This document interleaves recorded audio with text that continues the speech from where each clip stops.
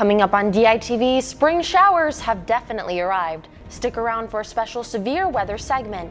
And farmers market season is back. Find out what to expect from this year's market.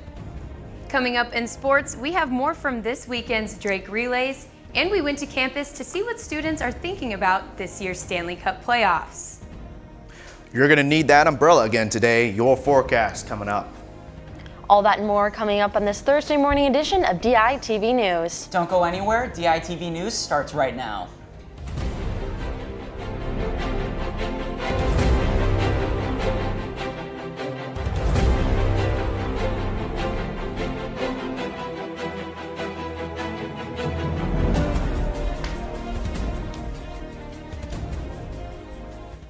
Good morning and thank you for tuning in. I'm Kaylin Cluck. And I'm Ethan Gutstein. We come to you live this Thursday morning with a special segment on last night's severe weather.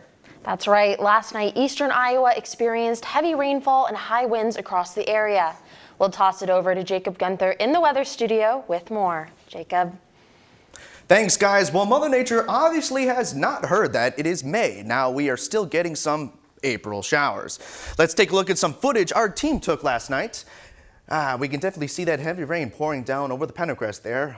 Look at that rain. Lots of lightning activity. Students received hawk alerts around 7:30 p.m. with a tornado warning sounding shortly after, keeping that area under a tornado warning until 8:45 last night. So much rain. It was good to watch. That we've seen the first tornado of the season. Iowans should be ready for more. If you think there is a possibility for a tornado, make sure to seek shelter, preferably in basement away from the windows. That's all I have for you in this special weather segment. Stick around for the regular forecast. Guys, back to you at the desk. Thanks, Jacob. The data firm that worked on President Donald Trump's campaign has announced it's shutting down. Cambridge Analytica has recently come under fire for misusing the personal Facebook data of millions. The announcement came shortly before a television series was set to air in the United Kingdom, exposing the company of alleged bribery and entrapment. In a statement released yesterday, Cambridge Analytica said that operations will stop immediately and that bankruptcy proceedings will shortly follow. A Southwest Airlines flight made an emergency landing yesterday after a window broke mid-flight. This comes just 2 weeks after a woman died on a Southwest Airlines flight after she was partially sucked out of the plane due to a window shattering. The plane was headed to Newark Airport in New Jersey, but diverted to Cleveland due to the incident. Southwest Airlines released a statement saying they were aware of the incident. The Federal Aviation Administration is conducting further investigations.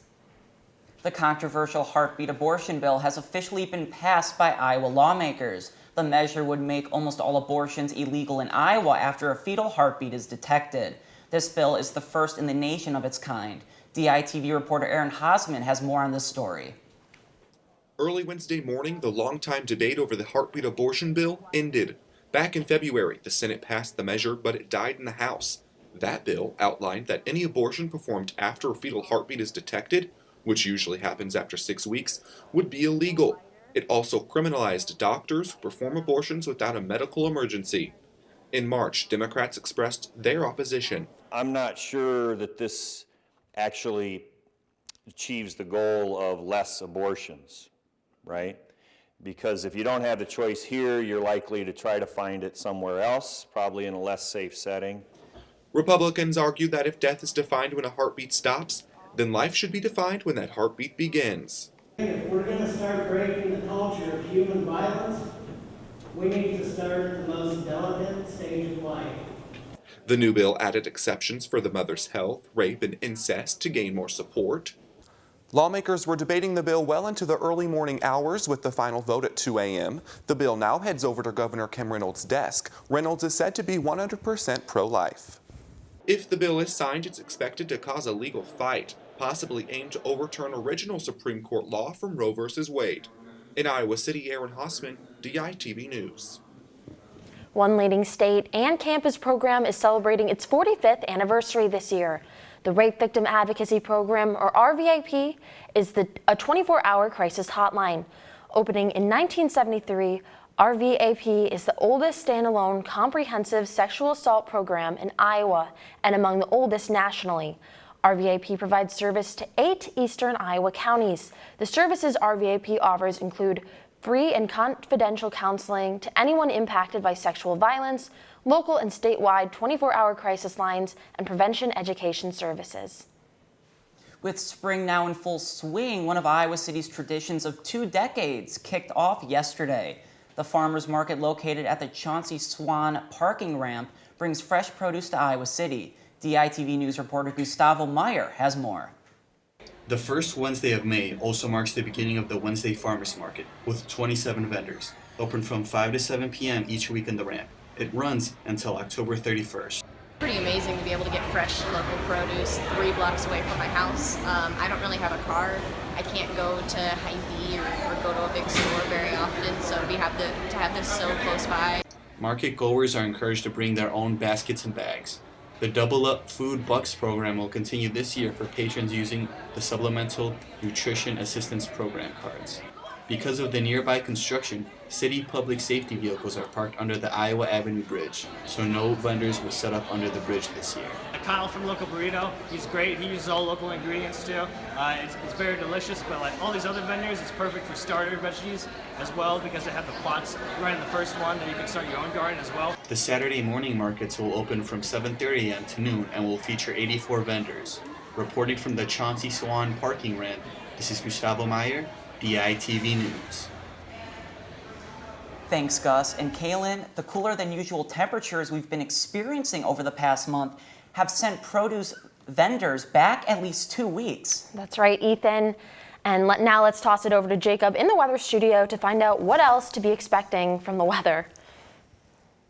Well, it's not looking to be the best day for outdoor activities. Today, we will have a 90% chance of thunderstorms with a high of 77 degrees. It's going to only intensify as we move on to the night hours as we see a 100% chance of thunderstorms with a low of 55 degrees. So have that umbrella handy.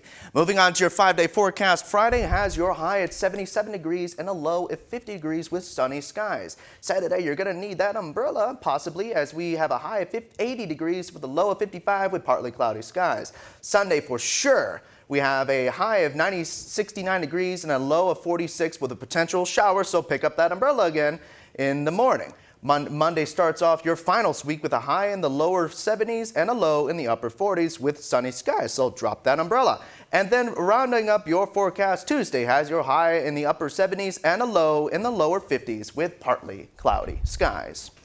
So we're getting a very good variety this week, so try your best to be ready for everything. That's all we have for you in the weather studio. Back to you at the desk. Iowa City kids might have a way to escape boredom this summer. A group of parents told the Iowa City City Council that the Iowa City Recreation Center doesn't have enough summer activities for minority groups, and they're asking for more. DITV News reporter, Bo Bowman, was on the scene yesterday and has some more information. Bo? Iowa City parents told the City Council that the Iowa City Recreation Center can be too restrictive, which can lead to what they called idle hands. That's why they're asking for more summer activities. The parents aren't asking for anything too fancy, just some positive reinforcement for the city youth. Now, the Parks and Recreation Department did say they wanted to expand their outreach to try to keep kids out of trouble. Now, city officials said they haven't agreed on what exactly the Recreation Center could offer yet, but they said they were more than willing to take the concerns of the parents into consideration and are definitely looking to add more programs. From Iowa City, this has been Bo Bowman, DITV News. Thanks, Bo. And yeah, I've been very excited about Iowa baseball, but I heard that the weather didn't do too kindly to the sport. Yeah, that's right. With a possible tornado, I don't really blame them for canceling, but at least we have Taylor Van Fleet in the sports studio to tell us what we might have missed. Taylor? That's right, guys. Unfortunately, no Hawkeye baseball last night due to the weather, but hopefully we get some better weather tomorrow as they take on Oklahoma State. But moving away from baseball, this past weekend at the Drake Relays, we caught up with Jenny Simpson, the new U.S. women's record holder in the 2-mile event. Iowa native Jenny Simpson broke the U.S. women's 2-mile record at this weekend's Drake Relays with a time of 9:16. Simpson improved her record at the Drake Relays to 12-0. It feels so wonderful to come to a place where people have followed and cared about the progression of your career. And so just to be here, it means a lot, not just because it's track and field or it's Iowa or whatever, but it's like, it feels like these people have been on a journey with me, and having multiple championships over and over and winning here, it's like I built a story here and all the fans are a big part of it. I really hope that the Drake fans felt a ton of affection from me for them tonight, because the record was hard. Simpson eclipsed the previous record by a whopping 8 seconds, and believe it or not, she's watching the clock the whole way around. I'm really paying attention throughout the race, so there's definitely like this sense of getting into a zone and really kind of measuring out your pace as you go, but I'm definitely paying attention to the clock. So I knew with 400 meters to go, with 200 meters to go, how much I had to give to make the record happen. But I got a little further under it than I thought I was going to, so it had to have been a good last lap. Simpson extended her perfect record at the Drake Relays and hopes to continue to do so in the future. I don't think about it, I just want to build on it. And the best way to build on it is to focus on each race individually and take it seriously and come here ready to run. I've been so disciplined and training so hard, probably more disciplined than ever this early in the season, because I knew this record was going to be hard. What wasn't hard for Simpson was hanging out with her fans, signing every young aspiring runner's race flags at the Blue Oval. That was Will Silverstein reporting from Drake University in Des Moines. And now moving on to something a little different. The Stanley Cup playoffs are in full swing. There are 8 teams left, and we sent out DITV sports reporters Jacob Sinstead and Alexis Gore out to see if students' favorite teams are still in the running. Well, Alexis, we're right in the middle of the NHL playoffs, and unfortunately my team, the Minnesota Wild, have already been eliminated in their first series. Yeah, unfortunately the Blackhawks never made it, so I feel you. Oh yeah, well we're going to go on campus, we're going to talk to a few students, see if they have a team who's actually still in the hunt for the Stanley Cup. Can you tell me first off which team you're a fan of in the NHL and how they've been doing? I'm a fan of the Minnesota Wild. They kind of screwed up, lost the first series. I think it was 4-1, right? Yeah. So now that your team, the Wild, is out, actually my team as well, who do you think is going to go on and win the whole thing? The Knights have a pretty good shot, looks like. Is there an NHL team that you follow along with, and how have they been doing? I like to follow the Chicago Blackhawks, but unfortunately they didn't even make the playoffs this year. So. Is your favorite team currently in the playoffs? I'm going to say yes. What team do you like?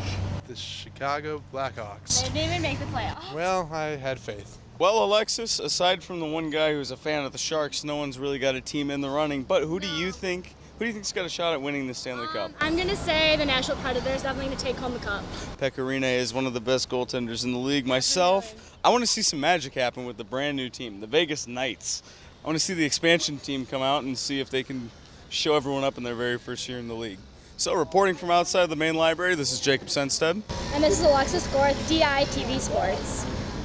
Well, that's it from me in the sports studio. Be sure to come back tomorrow where our own Lucy Rodine will take us through Iowa baseball's matchup with Oklahoma State this weekend. Guys at the desk, back to you.